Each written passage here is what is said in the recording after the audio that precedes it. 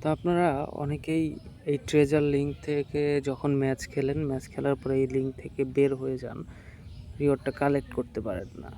হ্যাঁ, তো এই জিনিসটা অনেকেরই ভুল হচ্ছে। তো এর জন্য আমি একটা ভিডিও বানাচ্ছি যে কিভাবে কালেক্ট করবেন তার উপরে।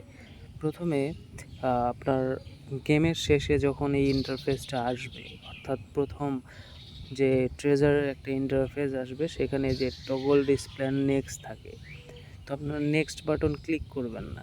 ক্লিক না করে ওই যে ট্রেজার লিঙ্কটা আছে ওটার উপর ক্লিক করে ওটার ভিতরে এন্টার করবেন।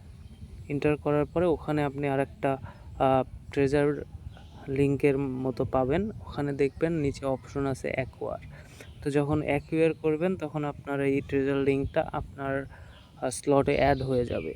তো এভাবে আপনারা হয়তো ঠিকভাবে আপনারা কালেক্ট করতে পারবেন। আর অবশ্যই সবথেকে বেস্ট যেটা ট্রেজার, ওইটা আপনারা কালেক্ট করার চেষ্টা করবেন।